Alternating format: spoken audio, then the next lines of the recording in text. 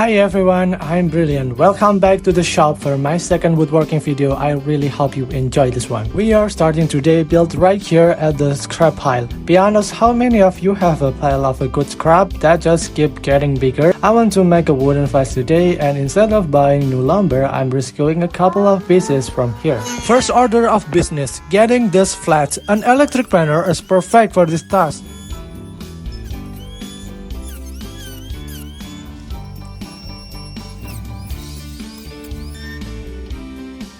I'm also giving it a good sanding to make everything butter smooth. Here's the plan. I want this vise to be modular. I need to drill a specific angles, but I don't want a bulky tool on my table forever. So I'm designing it so the angle attachment can be removed when I don't need it. Time to cut this tool like using my, let's call it my temperamental homemade table saw. Look at this, I still have a ruler to measure the length between the saw and the fence every single time I want to adjust the cut width. It's not perfect, but it's get the job done.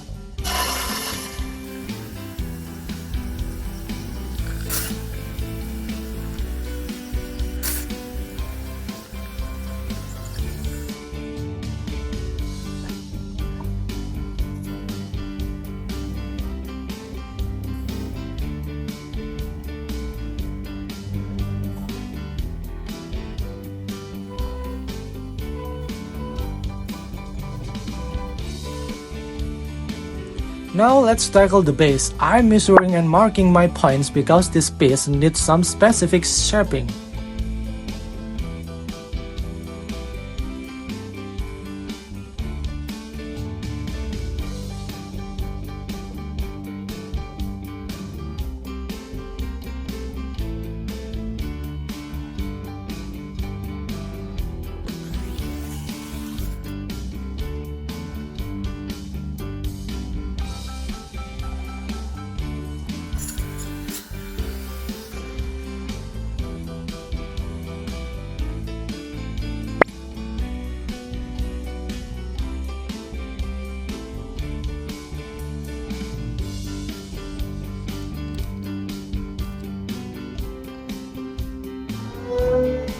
I need to make a low recess on both sides for the hold-down slots. I'm using an electric planer here because it eats through the wood fast. No, don't judge me, I don't have a clamp that fits, so I'm just holding it in my hand. I got a little dirt on it in the process, but hey, that's working, right?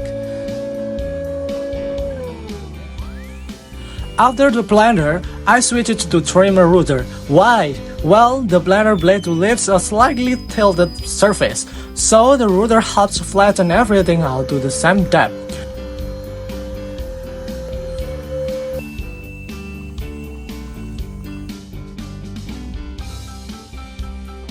While I had the router out, I also cut the slots on the sides and one right down the middle for the guide key. That's what keeps the jaw moving straight.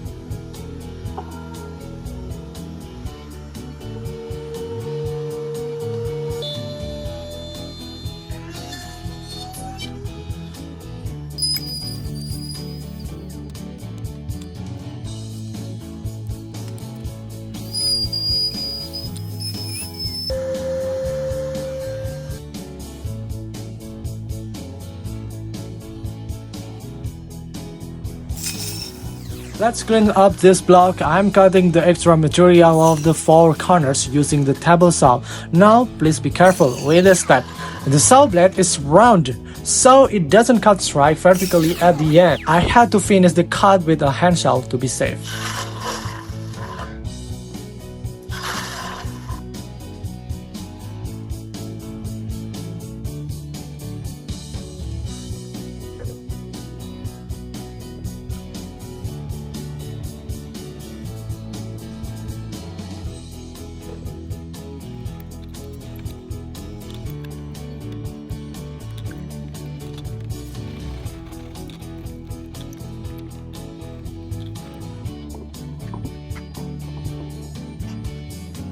To finish it off, I gave the base nice rounded corner using my DIY sanding machine.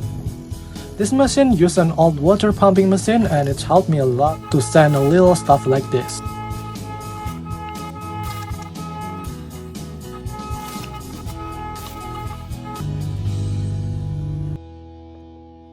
Next, we need to measure the hole to place the lead screw. These items will be in the middle of the blocks.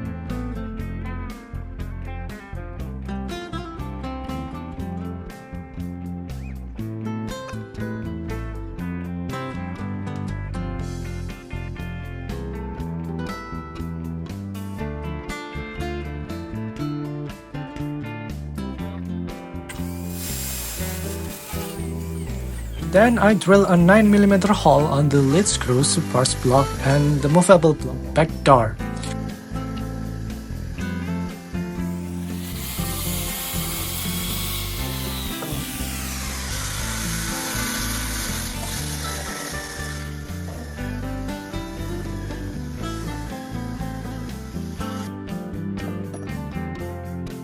And another 16mm drill to house the lead screw heads on the movable jaw.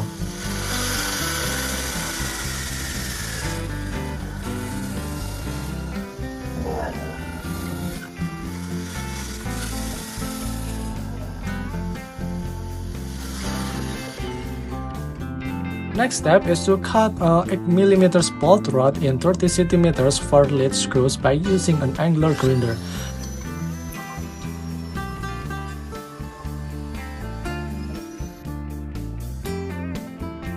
Then I put the nut and glued it to fix the nut on the rod.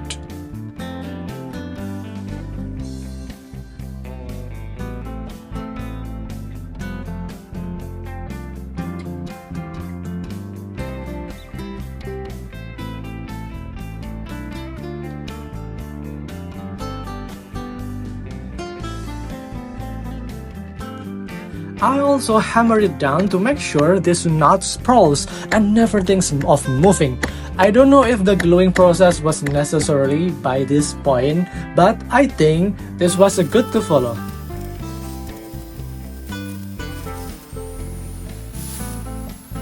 Finally come to the assembly process. We begin at gluing a fixed jaw, then inserting a rod onto the movable jaw and lead screw supports block. I added 2 pieces of bolt rings to minimize the friction between rotated lead screws and the wood inside the jaw.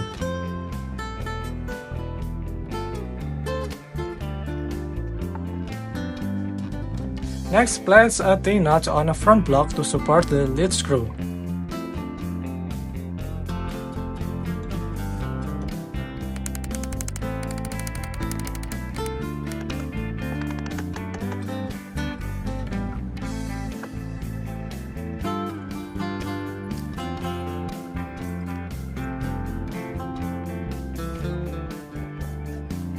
For this process, I believe in this Korean glue. I actually don't know how to read this product, but since it has a kind of G logo on it, everyone calls it G glue. But I also call this super glue because I usually use it to glue a bunch of stuff. And now it's time to screw it all together. But unfortunately, my phone storage was full, so I think I'm screwed. But you still got the idea of how I screwed it with these pics. Next up, we need to make a little modification to our main base piece. We're going to carefully cut out our middle part of the base to make a special cozy little slot. This slot is super important because it's going to be perfect home for our movable jaw component, keeping it safe and guiding it just right. The movable jaw was deliberately installed with slightly looseness to ensure unimpeded, smooth, and easy movement. This minimal constraint is crucial for efficient operation, preventing binding or stiffness, which maintain the tool's performance and longevity. Alright, time for the drilling. This part requires a bit of focus, so take your time and triple check your measurement before you even think about firing up that drill. Seriously, measuring incorrectly, here is the total headage later on. We'll be making 4 holes in total. The first pair are specifically for mounting the lead screw support block, the part that keeps things running smoothly, and the last 2, they're for the fixed jaw. Once you've got those 4 holes drilled perfectly, the easy part, just pop a T-nut into each one. Done, and that's it. Also, don't forget the super glue because it keeps everything locked into place.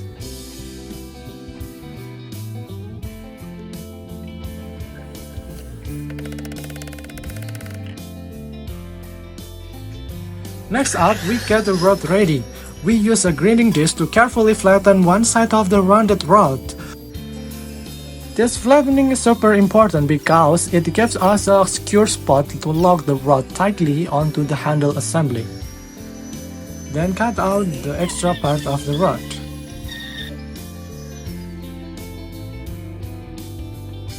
And this is the handle. I drew a 6mm hole onto a wooden stick, then hammer it down to lock the handle on a rod.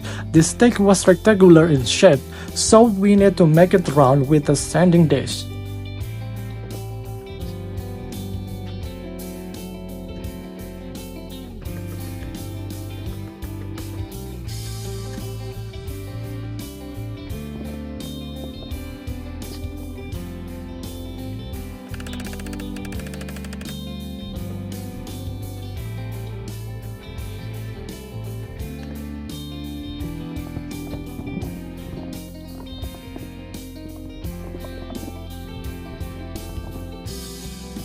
You don't need a perfect rounded handle, just use your feeling and make it smooth. Next step, I removed the old sacrificial wood drill surface. Following its removal, I took a precise measurement to align the vise accurately with the table's surface to allow for easier adjustment and positioning of the vise. I proceeded to drill 4 strategic holes, 2 positions toward the front and 2 positions in the middle of the table. Furthermore, I employed a trimmer tool to ensure that the surface where the T-nuts would sit was perfectly flat and level against the table, and then I added screws to firmly secure the nuts in place.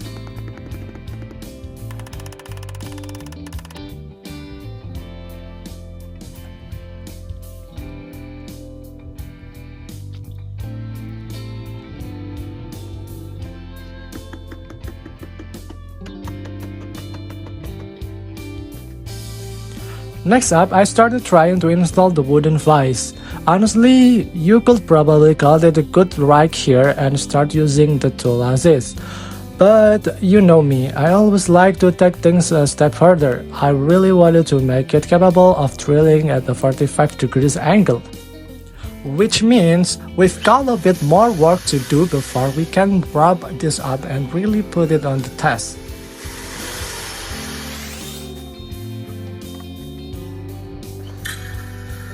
For the tilting bed, I use 11mm Acacian wood, then draw our wooden vise on top of it to guide our cut.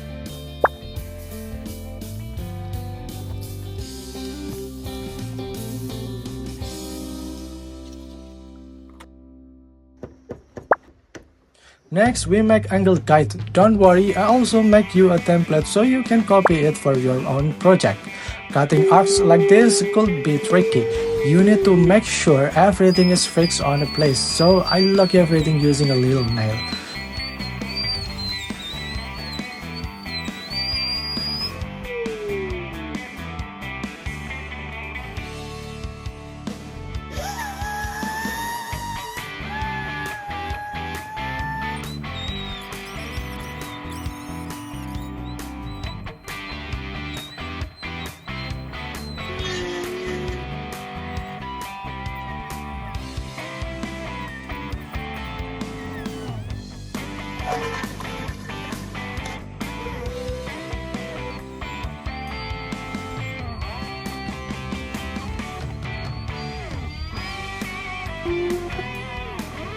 Next, trim the excess material, then use a sanding machine to gently round and smooth the corners, removing all sharp edges.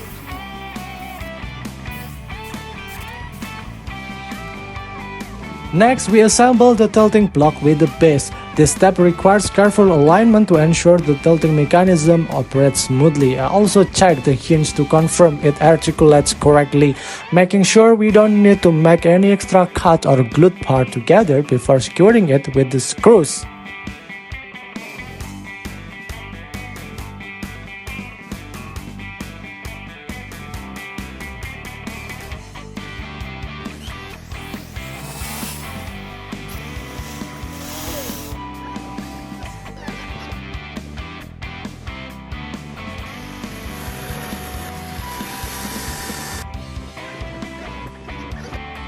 The next major step is to install the angle guides. I began by applying a super glue to the surface that will meet, followed by fixing the guides firmly in a place using screws for added strength and performance.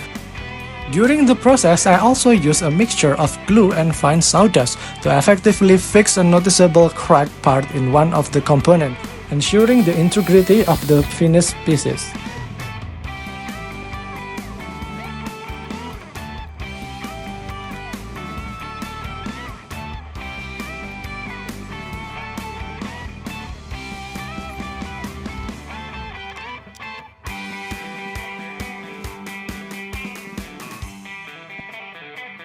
Alright guys, it's finally time to put our awesome product to the test.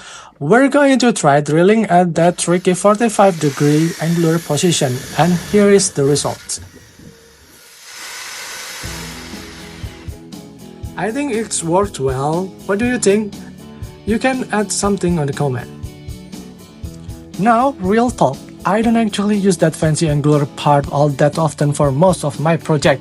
So, what I'm going to do is take it off the main face and stash it away for now. Honestly, this user perspective, having that angle guide attached all the time was actually kind of pain and just got in the way.